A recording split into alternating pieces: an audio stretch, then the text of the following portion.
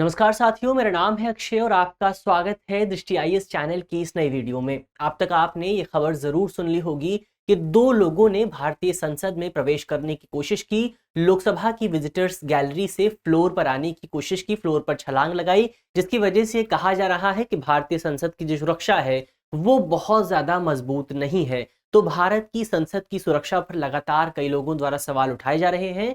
तो आज इस वीडियो में हम इसी विषय पर बात करेंगे कि भारत में, भारत की लोकसभा में, भारत की राज्यसभा में, भारत की संसद में विजिटर्स के लिए किस तरह के नियम मौजूद हैं, किस तरह की प्रक्रिया का पालन किया जाता है। चलिए वीडियो की शुरुआत करते हैं और सबसे पहले वीडियो की रूपरेखा को एक बार समझ लेते हैं। तो वीडियो में सबसे पहले हम न्यूज यानी कि खबर की बात करेंगे, इस पूरे विषय को एक बार समझेंगे।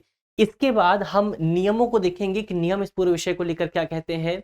इसके बाद आगंतुकों यानी कि विजिटर्स के प्रवेश की प्रक्रिया क्या है, उस प्रक्रिया को भी जानने की कोशिश करेंगे और अंत में एक प्रश्न पर भी चर्चा होगी। प्रश्न जो है वो प्रीलिम्स का है और आप वीडियो में बताए गए तथ्यों के आधार पर उस प्रश्न को आसानी से हल कर सकते हैं। इसके अलावा आप इस विषय को जीएस पेपर 2 और जीएस पेपर 3 से जोड़कर देख सकते हैं।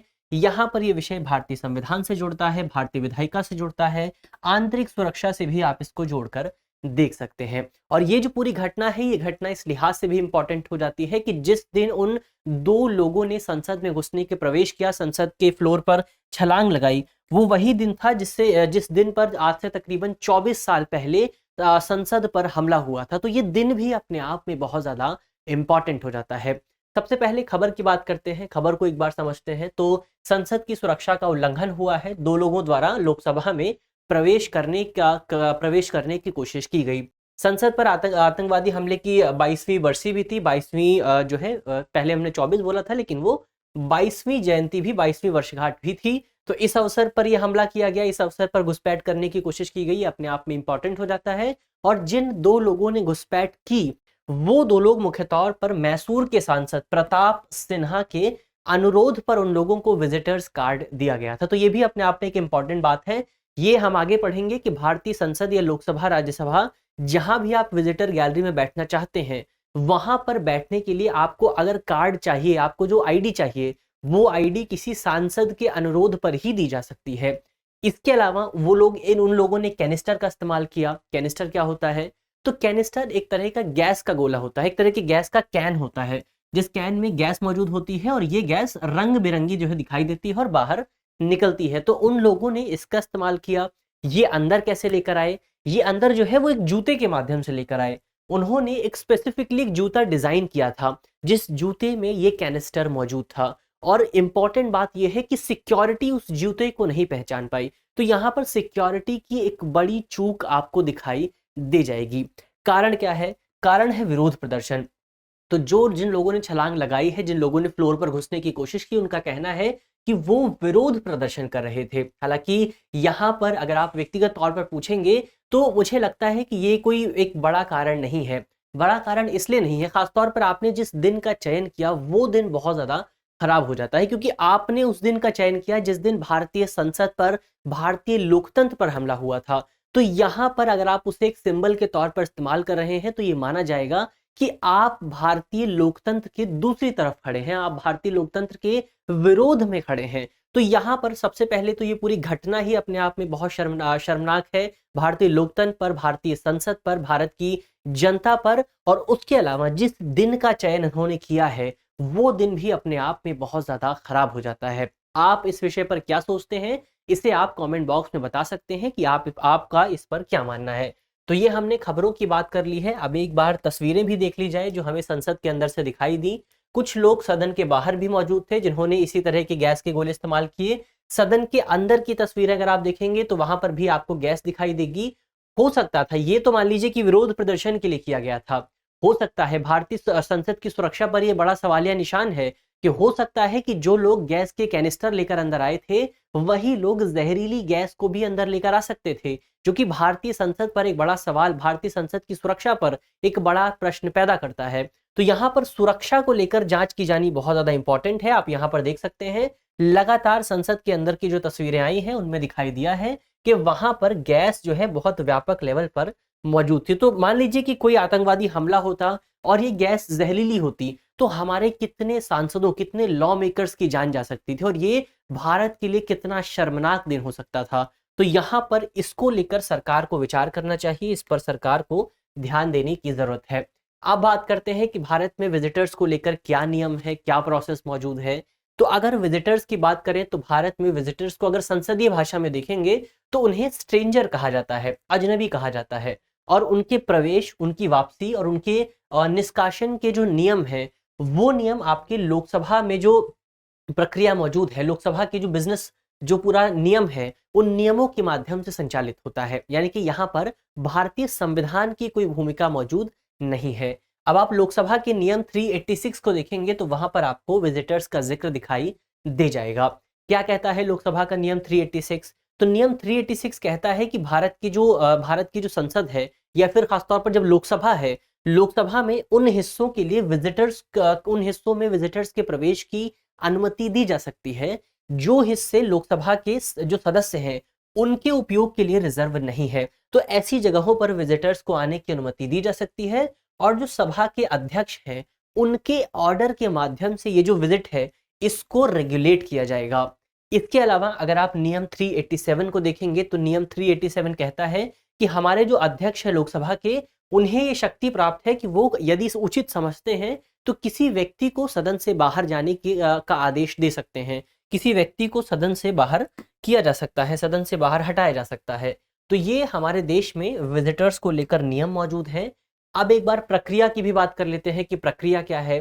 तो प्रक्रिया को लेकर हमने पहले भी देखा था कि सदन में केवल सदस्य के माध्यम से ही आप अंदर जाने की अनुमति ले सकते हैं।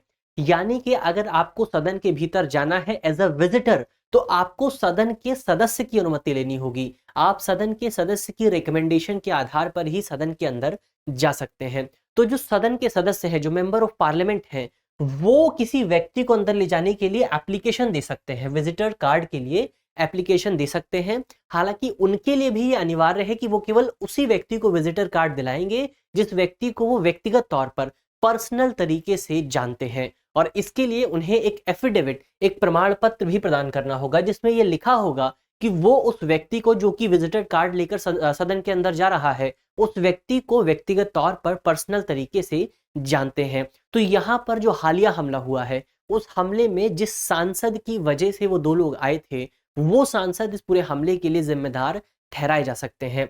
इसके अलावा शर्त और भी शर्तें मौजूद हैं, जैसे कि आपको एक फोटो पहचान पत्र भी लेकर जाना होगा। अगर आपके पास पहचान पत्र मौजूद नहीं है, जिस पर आपकी फोटो नहीं है, तो आप अंदर प्रवेश नहीं ले सकते हैं।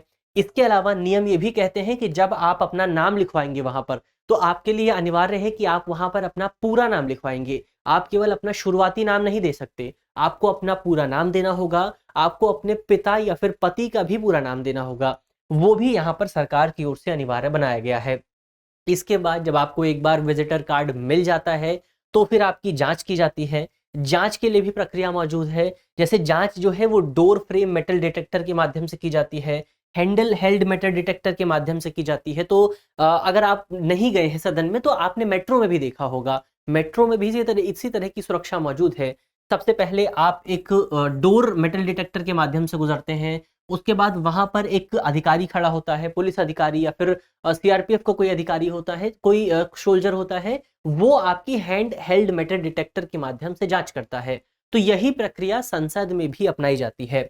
इसके बाद आने जाने वाले लोगों पर कड़ी निगरानी भी रखी जाती है, उनकी सावधानी पूर्वक जांच होती है और फिर अनुमोदित जो सूची है, जो सूची रिकमेंडेड लिस्ट है, जिनके नाम वहां पर मौजूद है, वही लोग अंदर जा सकते हैं। उनकी उसके बाद में कड़ी निगरानी भी रखी जाती है और गैलरी में भी सुरक्षा बल जो है तैनात किए जाते हैं। तो ये पूरा प्रोसेस है। लेकिन प्रोसेस तो हमारे पास मौजूद है, इस प्रोसेस की उपलब्धता के बावजूद भी, इस प्रोसेस की मौजूदगी के बावजूद भी भारत में, भारत की संसद की सुरक्षा में इतनी बड़ी चूक देखने को मिली है। तो ये जाहिर तौर पर संसद का जो सुरक्षा मैकेनिज्म है उस पर एक सवाल पैदा करता है। तो अब सरकार की जिम्मेदारी है कि उस सुरक्षा मैकेनिज्म का दोबारा से ऑडिट किया जाए, क्योंकि हमारी जो नई संसद है वो उसको अभी अभी बनाया गया है, तो उसकी सुरक्षा और ज्यादा इंपॉर्टेंट हो जाती है, क्योंकि वो एक नया फ्लोर है, एक नया सिस्टम है वहां पर। तो उस नए सिस्टम को सही ढंग से स्थापित करना सरकार की और बड़ी जिम्मेदारी हो जाती है। तो यहाँ पर ये जो करंट अफेयर का टॉपिक है वो समाप्त होता है। अब अंत में आपके लिए एक प्रीलिम्स का सवाल भी मौजूद है। आज का हमारा सवाल है कि आपको इन दो कथनों पर विचार करना है। हमारा पहला कथन है कि आगंतुकों का प्रवेश, वापसी और निष्कासन भारत के संविधान द्वारा शासित है। हमारा दूसरा कथन है कि आगंतुकों को एक फोटो पहचान पत्र ले जाना अनिवार्य है। तो आपको बताना है कि इनमें से कौन सा से कथन सही है। हमारे ऑप्शन है ऑप्शन ए केवल एक, ऑप्शन बी केवल दो, ऑप्शन सी एक और दो दोनों, या फिर ऑप्शन डी ना तो एक और ना ही दो। तो जल्दी से कमेंट बॉक्स में इस सवाल का जवाब दे दीजिए। अगर आप सवाल का जवाब नहीं दे पा रहे हैं तो वीडियो को थोड़ा रिवाइंड करिए, थोड़ा पीछे जाइए और दोबारा से उसे समझने की कोशिश करिए, जहां पर हमने नियमों और शर्तों की बात की थी विजिटर्स के लिए। आसानी से आप वीडियो को समझ जाएंगे, टॉपिक को समझ जाएंगे और इस सवाल के जवाब को आप दे सकते हैं। इसके अलावा अगर वीडियो आपको पसंद आई है तो वीडियो को लाइक करना बिल्कुल भी मत भूलिएगा, अपने दोस्तों के साथ शेयर करना बिल्कुल भी मत भूलिएगा और अपने परिवारजनों के साथ भी शेयर कर दीजिएगा। मिलते हैं आपसे अगली वीडियो में, तब तक के लिए अपना ध्यान रखिए, ख्याल रखिए, पढ़ते रहिए। धन्यवाद।